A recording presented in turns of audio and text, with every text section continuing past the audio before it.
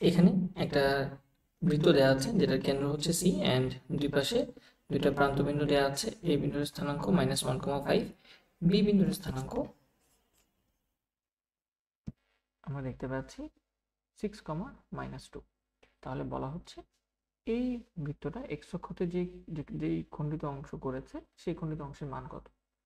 তাহলে আমরা বৃত্তের ইকুয়েশন তো জানি, যদি ব্যাসের প্রান্তবিন্দু দেওয়া থাকে তাহলে বৃত্তের ইকুয়েশন হচ্ছে we know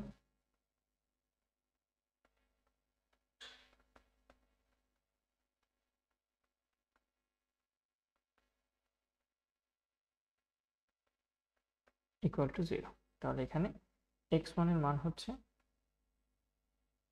-1, সো x -1 মানে x + 1, আর x2 এর মান হচ্ছে 6, so x - 6 plus y - y1 এর মান হচ্ছে আমরা বলতে পারি 5, and y2 এর মান হচ্ছে -2, so y - 5 and y + 2 equal to 0।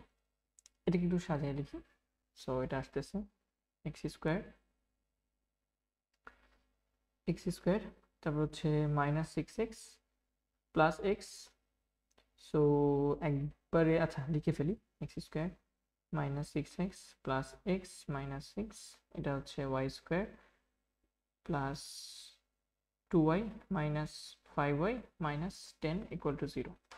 সাজিয়ে লিখি, সাজিয়ে লিখলে আমরা পাচ্ছি x² plus y² -5x -5y -5y আর 6x আর প্লাস 6x -x যোগ করলে 5x আসে, -6 আছে -10 আছে, তার মানে -16 equal to 0।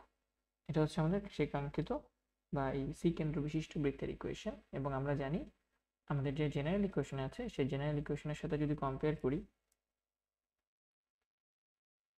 Comparing with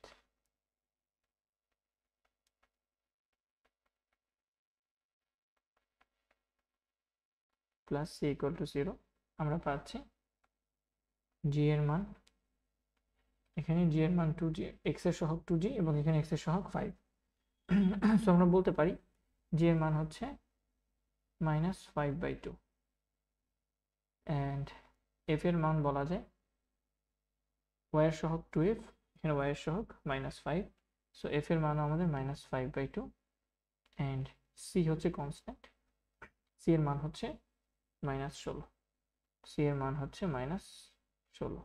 so আমরা জানি এক্স অক্ষের যে খণ্ডিত অংশ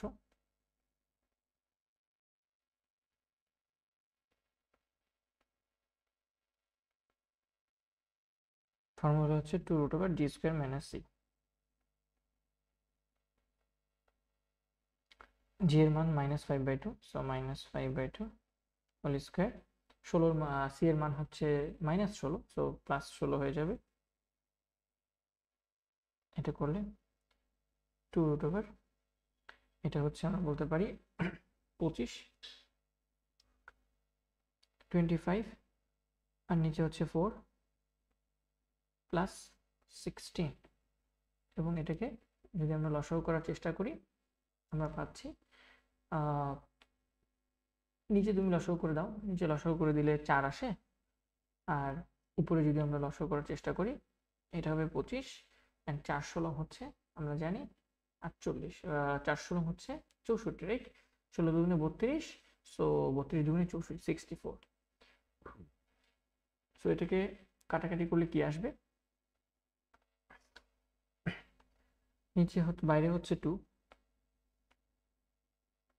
অ্যান্ড ভিতরে হচ্ছে √, উপরে 25 + 64 এবং নিচে হচ্ছে 4, অ্যান্ড আমরা জানি √4 মানে হচ্ছে 2, সেই 2 আর এই 2 কাটাকাটি যাচ্ছে, অ্যান্ড উপরে হচ্ছে √89, অ্যান্ড √89 হচ্ছে √89 হিসেবেই থাকবে। সো আমাদের অ্যান্সার হচ্ছে √89। পুরো জিনিসটাকে আমি একটু ডানে নিয়ে আসি, তাহলে উত্তরটা লেখার সুযোগ পাবো। সো পুরো জিনিসটা উত্তর হচ্ছে √89। এটি হচ্ছে আমাদের অ্যান্সার। হোপফুলি আমরা ম্যাথটা বুঝতে পেরেছি। ধন্যবাদ সবাইকে।